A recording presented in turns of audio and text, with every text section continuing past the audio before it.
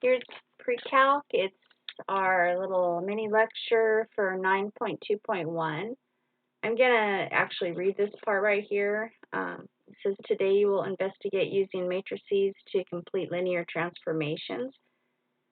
Linear transformations are mappings that preserve the operations of addition and scalar multiplication. This means that adding the two quantities, then operating on the result, is the same as operating on the quantities and then adding the results. In mathematics, when working with matrices, vectors, and linear transformations, an alternative notation for vectors is used.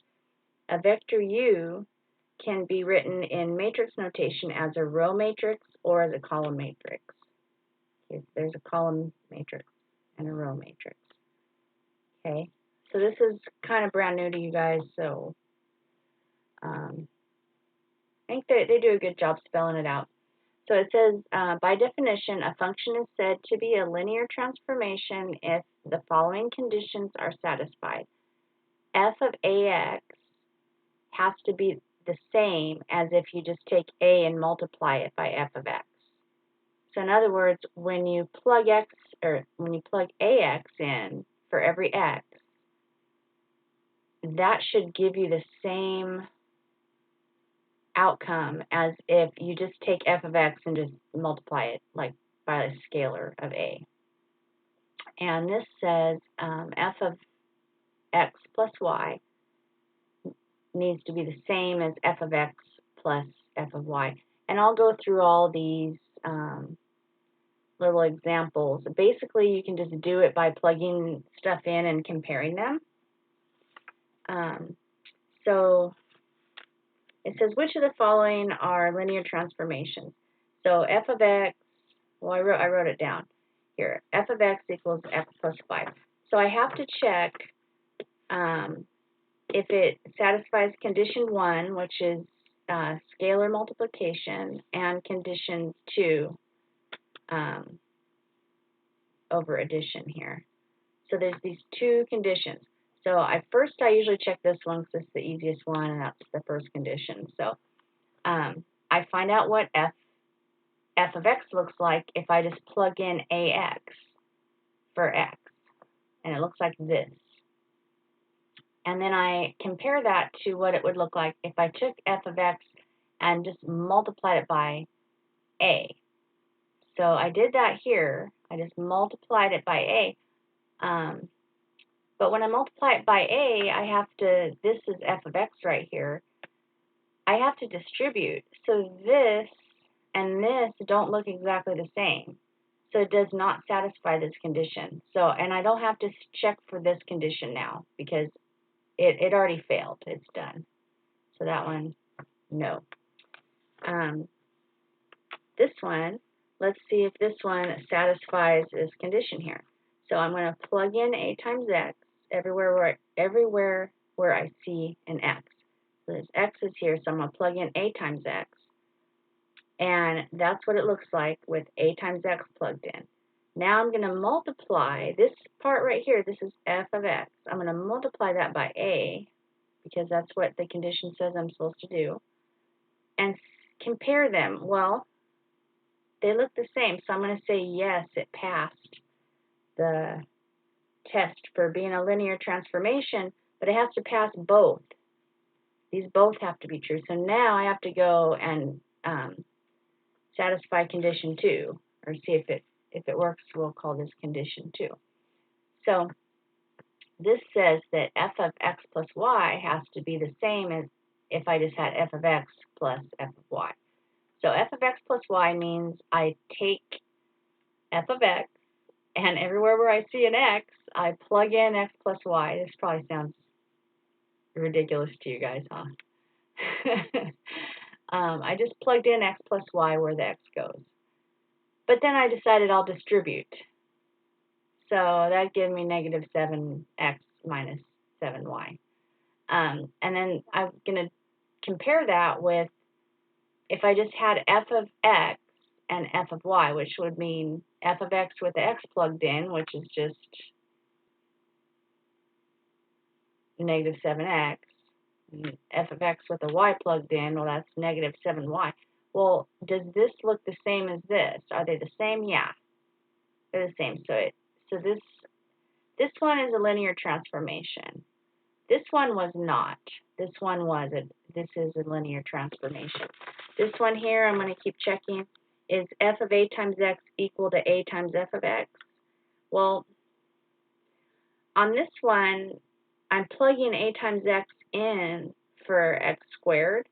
So that means like the whole thing's getting squared. So really I could write that as a squared x squared. But if I just multiply a times f of x, I'm just multiplying a by this x squared. So these don't match. So I'm going to say no. So this is not a linear transformation. So I don't even have to check the other conditions. Is this a linear transformation? Well, plug a times x in for x. There it is. Now, compare that with what happens when I multiply just by a scalar, just multiply a times f of x. Well, these don't look the same, so that's no. So that was not a linear transformation. Okay, I hope that made a little bit of sense. I am going to have two parts to this. I'm going to try to make it through 9-95 on this part of the video, though. 9-95 says, multiplication of matrices and vectors is used to complete linear transformations of the plane. Recall that when working with matrix vector products, vectors are used as column vectors. So when you multiply, use your vector, make it a column vector. This says, letter A says, consider the vector u equals -1, 5. So I'm going to write that like as -1 on top and 5 on bottom. What is the image vector if the given vector is multiplied by t? In other words, or that is, what is t times u? Okay, so they just asked me to multiply t times u. So I can totally do that. We know how to do that.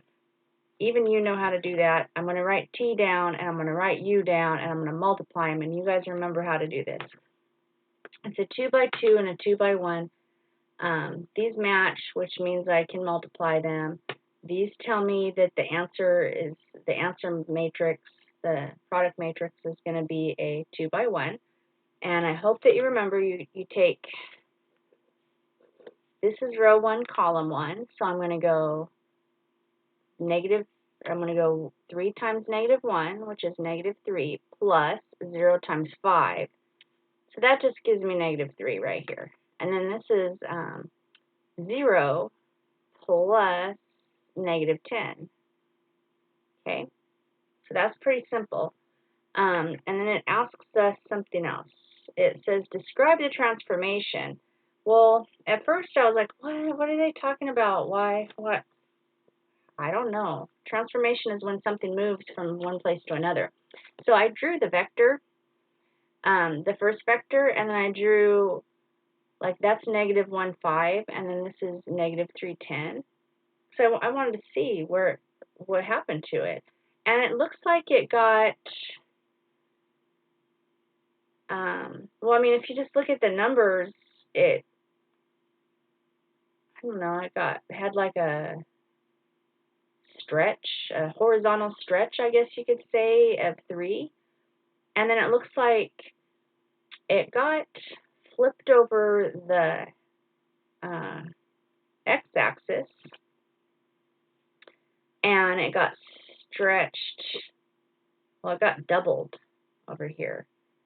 So I think the book said, yeah, it had a vertical stretch by 2 and a vertical reflection and a horizontal stretch by 3.